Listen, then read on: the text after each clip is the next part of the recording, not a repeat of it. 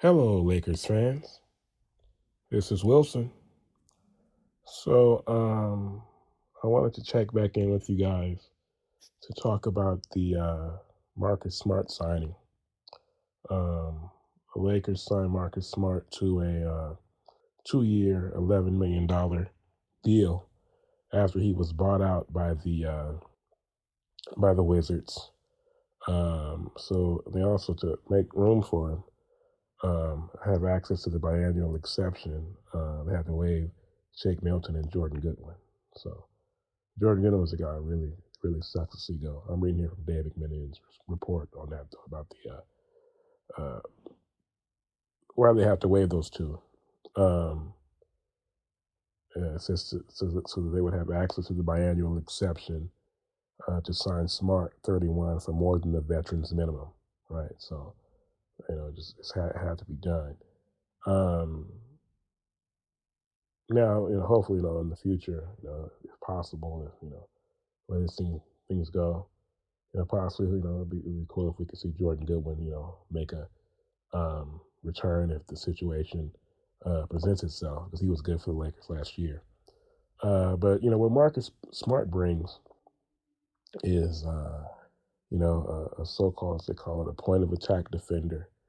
Um, when I look at the signing, um, the first thing that comes to mind to me, obviously, Smart not as different positions, uh, but it really reminds me of when the Lakers signed Ron Artest back before the 2009-2010 season.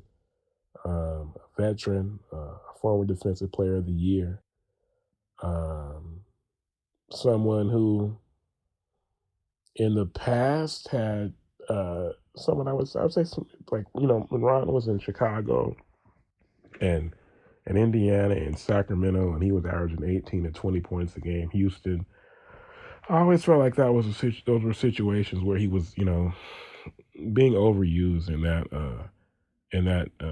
capacity.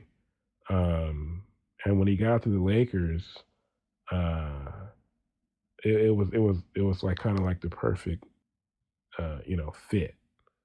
And obviously he won that second championship in 2010. I think Ron was crucial, obviously not just with the big shot that he made in Game 7 and the putback in Game 6 against the Suns. Of course, Game 7 against the Celtics and Game 6 against the Suns, the putback.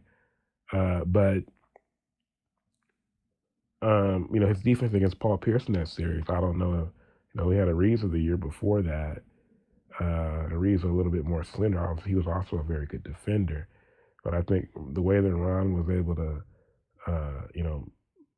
body Pierce up and use his physicality against Pierce, I thought that was huge.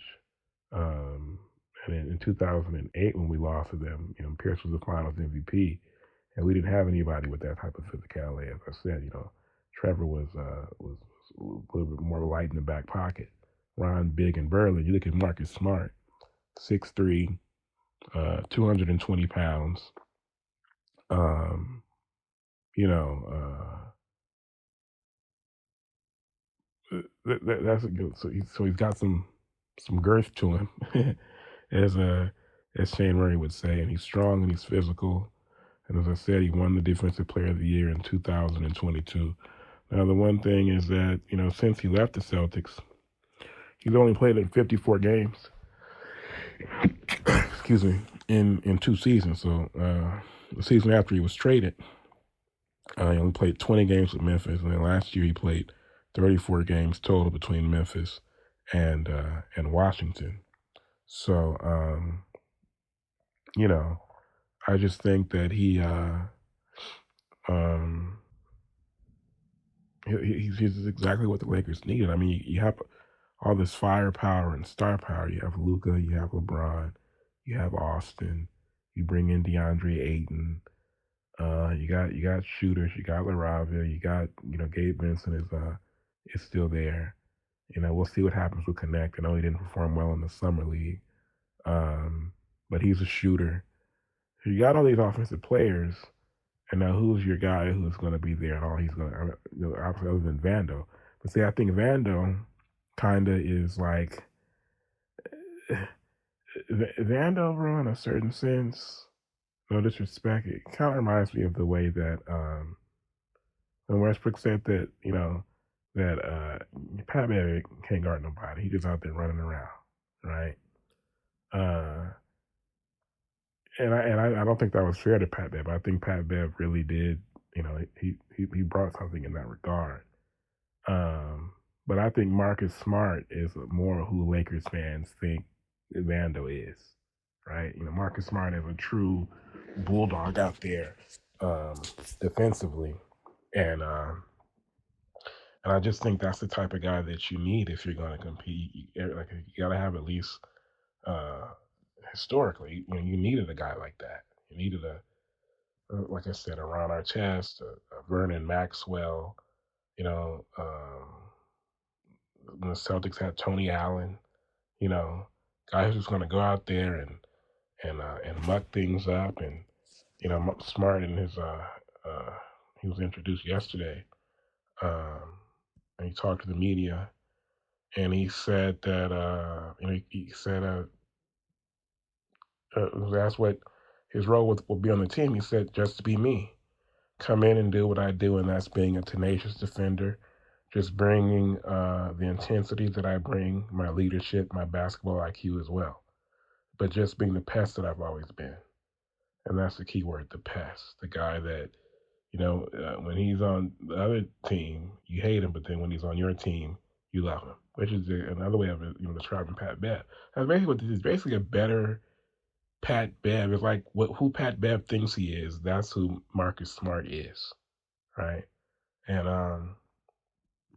yeah, I'm glad to have him on the team, you know, because he's that intangibles guy, that tough guy, and you need a guy like that. You gotta have. Like I said, when I was coming up, every team had at least one guy. Every team that won championships, they would always have at least one guy like that. The Spurs had Bruce Bowen. He got on everybody's nerves. Um, I mentioned Ron. I mentioned Vernon Maxwell. Obviously, the Bulls had Dennis Rodman, right?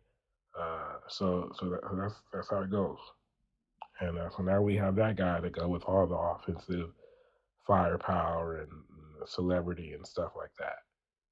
So yeah, I'm interested to see. I just hope that I don't know what the injury. Um, I don't know why he played so few games. I mean, I know that it was because of injuries. It says here, but also those that Memphis year was a lost year with Ja's suspension 2 years ago, and then last year, I mean, obviously playing for the Wizards, there's nothing to play for. So I think that probably contributed to it too, because someone who had spent all those years with the Celtics, trying to win a championship, and then it wasn't until they traded him that they were finally able to win it. But you know, still no knock on Smart. I mean, Drew Holiday, Drew Holiday basically like the Dennis Johnson or the Joe Dumars of his era. So not everybody's that's a term. Drew Holiday probably gonna end up in the Hall of Fame. When you look at the full his full career. Um, Marcus Smart not that, but I mean the Celtics were always good with Marcus Smart. They made the finals, would be in the conference finals, all the time, but couldn't quite get over the hump. And then he became a piece that allowed them to, add Drew Holiday and that whole thing, and they were able to win it. And now we can see if he can come to the Lakers and bring the same thing that he once brought to the Celtics when they were, they were contenders even while he was there. So, and also, it should be noted that Smart, I'm reading here again from the McMiniman piece, he credited Luka with recruiting him to LA. He said, when you got a guy like Luka calling, checking on you, trying to see where you're at, to see if you want to come join something special that he's trying to cook up over here. For him to say that he can really use my help, that meant a lot. So that's saying something about what Luka himself thinks of of Marcus Smart as a defender. You know, so once again, if Luka Doncic himself is saying that, that's like hearing from you know Jordan or Kobe or somebody like that. You know, imagine them recruiting somebody who they have that much respect for as a defensive player because of the defense that they played on them, right?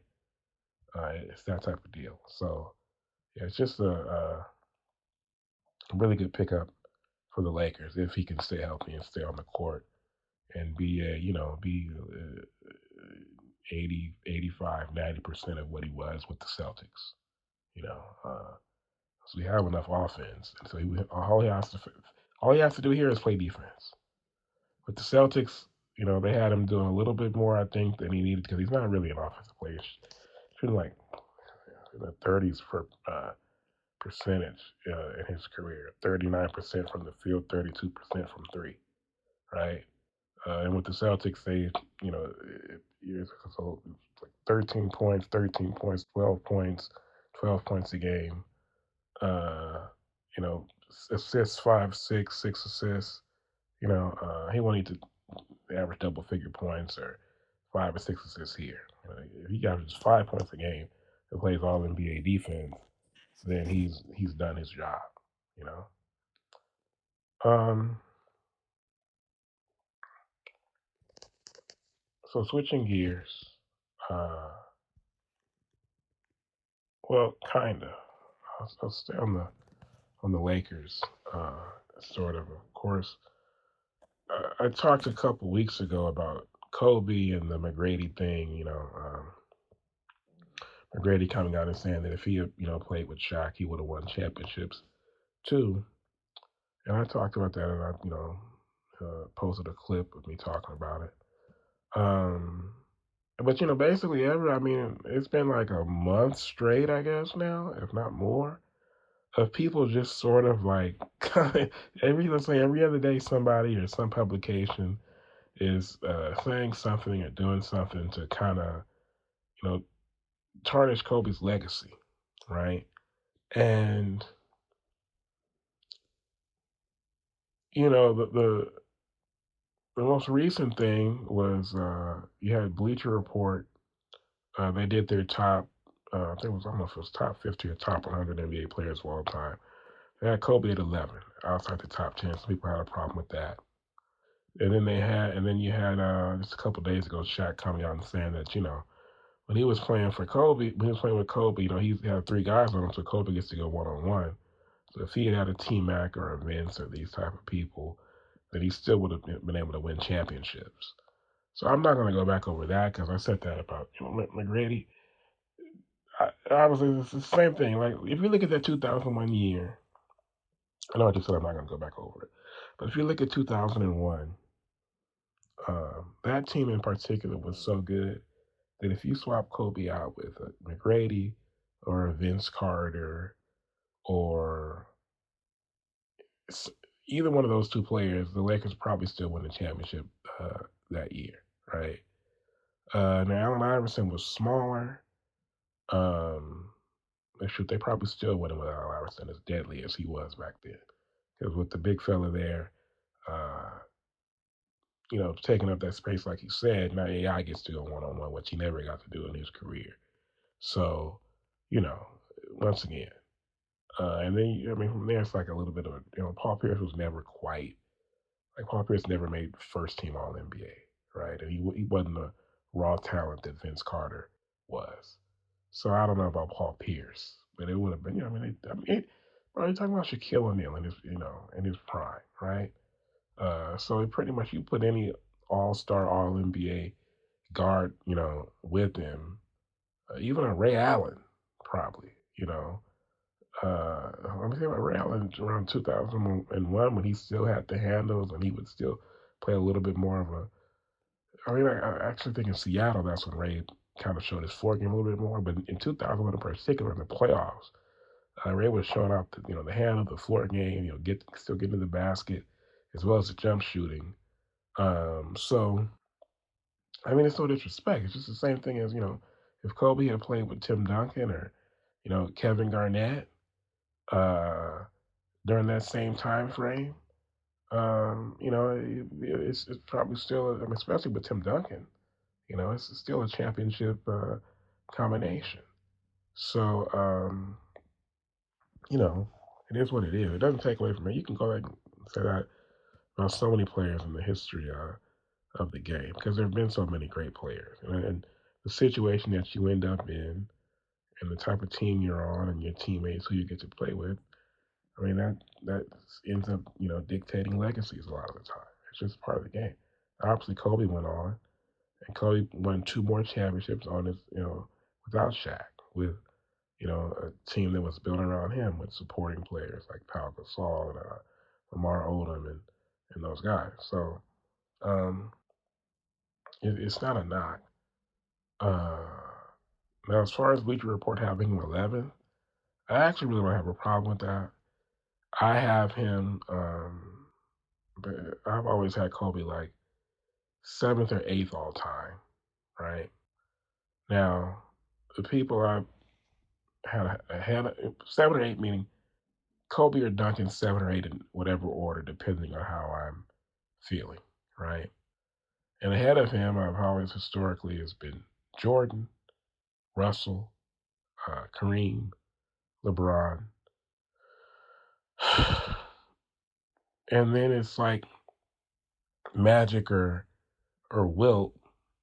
Um, but it's hard to say that either one of those people should not be um, top five. Uh, and so more lately I've been thinking about Bill Russell and what I should do with him. Maybe should I bump him down because I think most people don't have Bill Russell as high these days uh, as I do because Bill Russell was not. Bill Russell was a great rebounder and a great defensive player. He only averaged 15 points a game, for his career. Shot 44% as a center, right?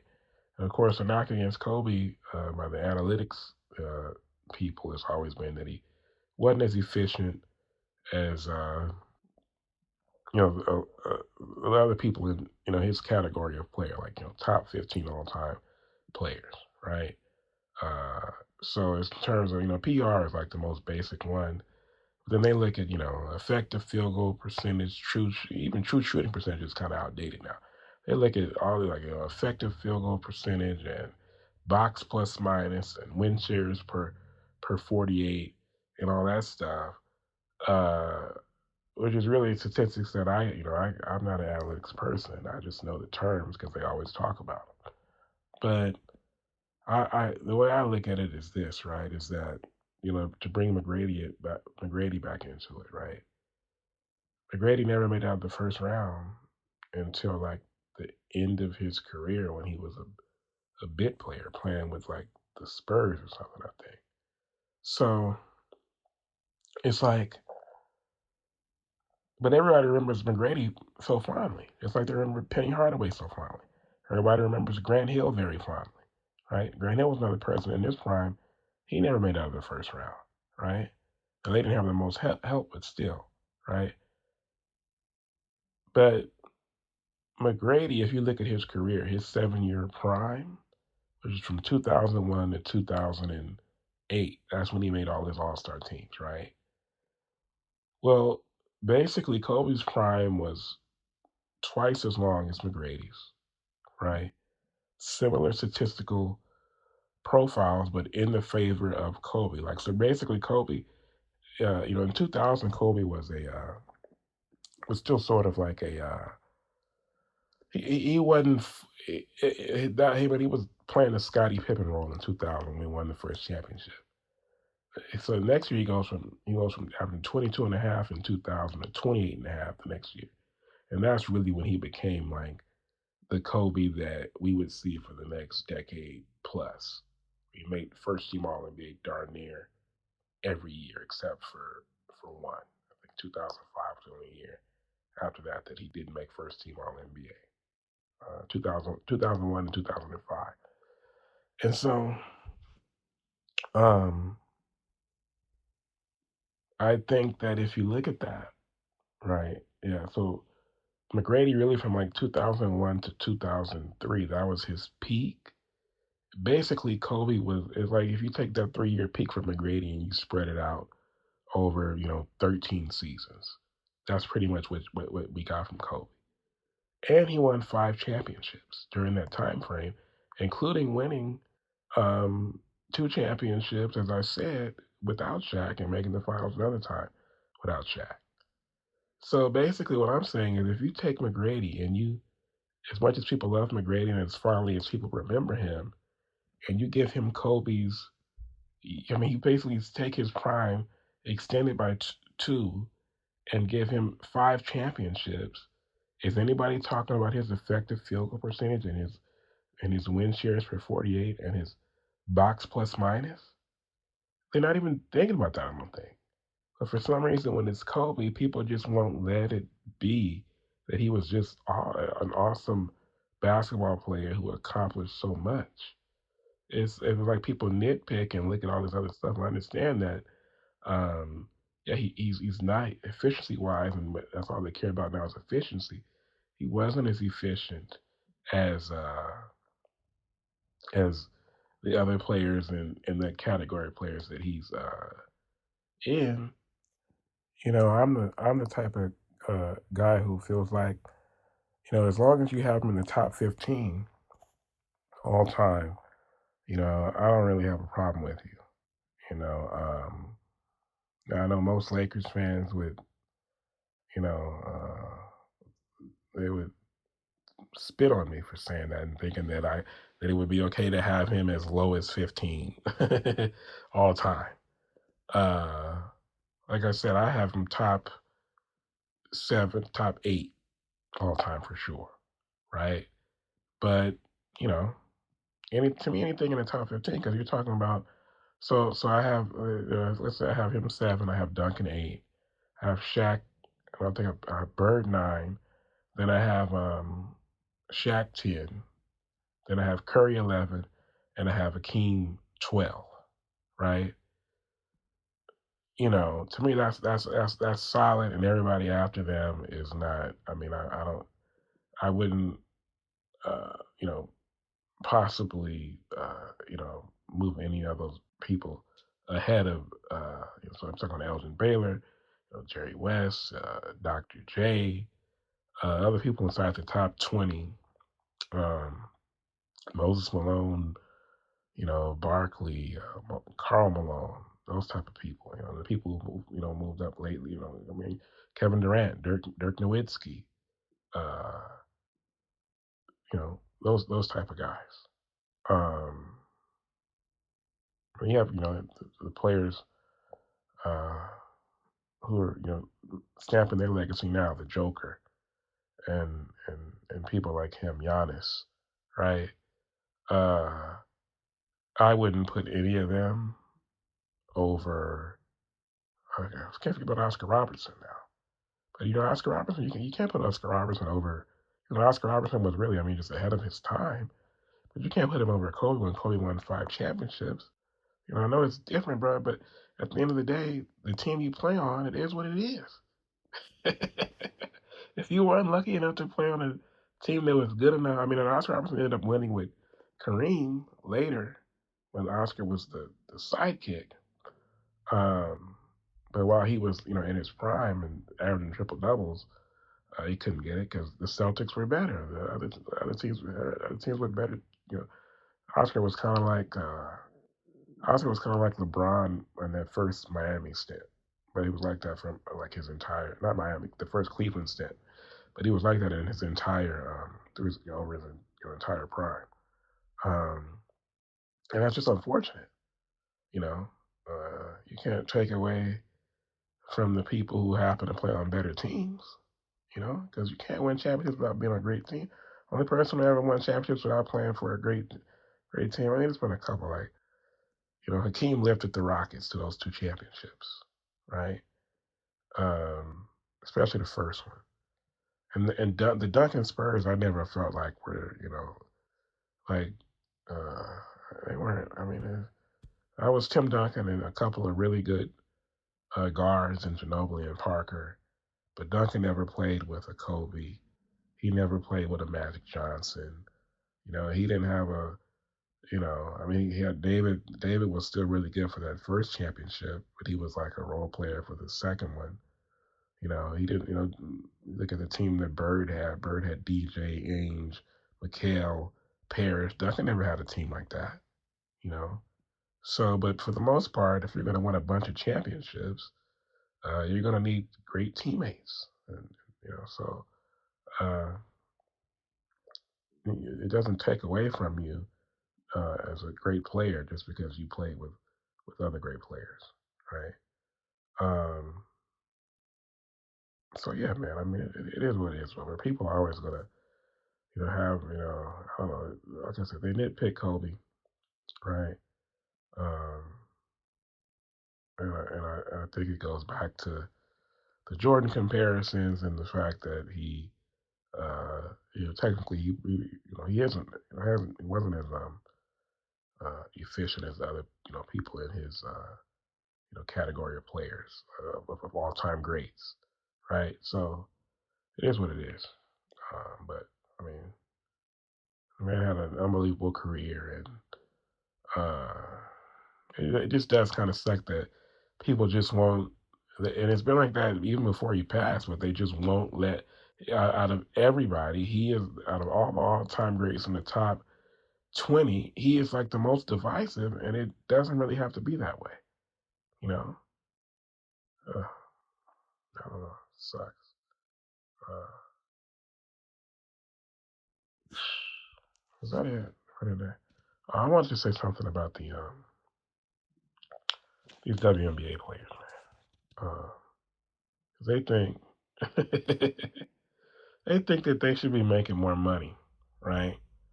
And they at the All Star game this weekend, they wore the shirts that said "Pay us what you owe us." Now, the thing about the WNBA is that if I'm not mistaken, the WNBA has lost money in every single um, year that they have been in existence, and that goes back to 1997. It might be maybe last year was the first year they turned a profit. I don't think they've ever turned a profit though, if I'm not wrong. Um, Now, what they're asking for is like a larger revenue share. So, like in the NBA, the revenue share is 50-50 between the players and the owners. In the WNBA, it's 90-10 between the players and the owners. So the owners get 90% of the revenue. Now, the thing about it is that, I mean, that might seem unfair, but it's like if you're not, it's like if you're not, the WNBA is so, I'm sorry, the NBA is so profitable that you can see why the the players are making so much money for the league that you can see why they would have a larger revenue share. But if the WNBA doesn't make any money and only loses money, you can kind of see why their split would be like it is because they're not really bringing anything to the business, right? So I mean, in order for the owners for it to be worth their while, they should have a larger revenue share, right?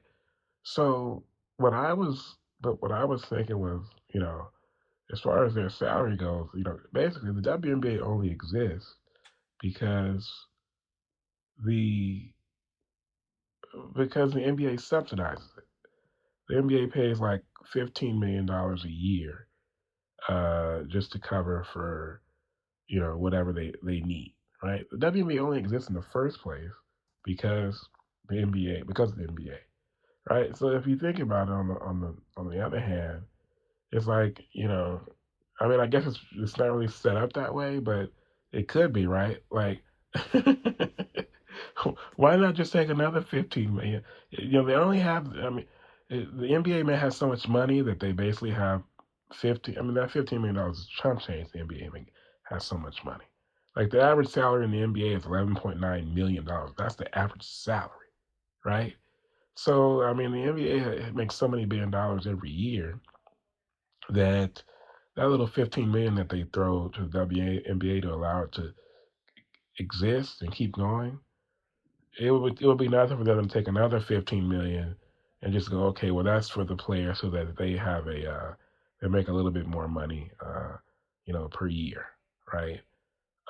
Because if you think about it, they haven't earned any of it. They haven't earned the league itself, right? So to give them a little bit more money that they haven't earned, it's like, what's the difference, right?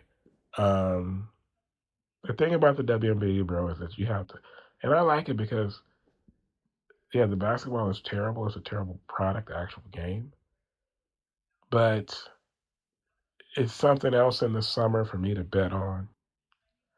And I think I like it because there are only 12 teams, and because there are only 12 teams, that makes it easier to like kind of handicap things because it's not as many players, and you can kind of notice different trends and stuff like that.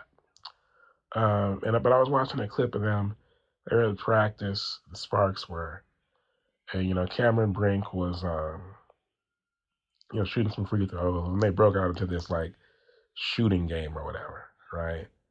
And I'm sitting there thinking, I'm like, okay, really, nobody's really interested in the WNBA like that. Besides, like the off the court, like women, I guess will watch it and like kind of just like watching like Basketball Wives or something like that or Baddies, right? And that's the type of interest that women have. It's not the actual basketball, right? There's interest in it from that standpoint as far as women go, but the actual basketball itself, like nobody's really interested in that, right? But they're working out and they're practicing and they're breaking this like little shooting game, and it's sort of like I was like, man, that's cool. It's just like the big three, or it's like imagine if there was like a basketball. I mean, it's like you have other basketball leagues besides the NBA that don't really matter. They probably have women's leagues overseas or whatever, right? And it's just something to do, and you make a little bit of money doing it, and you love basketball and you play. But that's the problem. It's like there's no reason to act like it's like a serious. I mean, I'm not gonna say it's not a serious, but it's mistakes. They call it the WNBA, and that makes it seem like it's like a real league, and really it's not. It's not, bro. It's not real. It's women's basketball. So, and then they think, well, oh, well, we're owed something. But if it wasn't called the WNBA and it was just called, the WBL, and I think there might actually be is that like an actual women's basketball league? Like they would just call it the Women's Basketball League. They wouldn't be demanding more money because they would know what it is. It's just something for them to do. It's just like if you're like a super rich guy and you go, okay, I got money to burn. You got a girl, and you go, okay, what do you want to do? You want to open a nail salon or a beauty salon? And you just let her do it, right? Because you got the money to blow. And then you go, okay, but I'm only going to pay you $10 an hour. And she goes, well, why not $100? I was like, why not, right? If you didn't have the money in the first place to blow, you wouldn't even give her this little business to have. So that's kind of how I look at it. But like basically the NBA should just donate another $15 million just so the women can have more money. But that's certainly not anything that they've earned. But of course, women don't really think about earning; they just are entitled and they go, well, if we complain, then maybe they'll just give us what we want because that's always what happens, right? But Charleston White said that that happens. That's not how it happens in like the world of like you know employment. Like if you're a woman and you want more money, you don't get it by complaining. You get it by doing something else. Boy, boy, boy. Before I get out of here, just a reminder to hit that subscribe button next to the Complete Podcast Network and to follow the show on Twitter and Instagram at TC Pod Network. You can also send feedback and mailbag questions to CompleteLakersPodcast at gmail.com. I am out.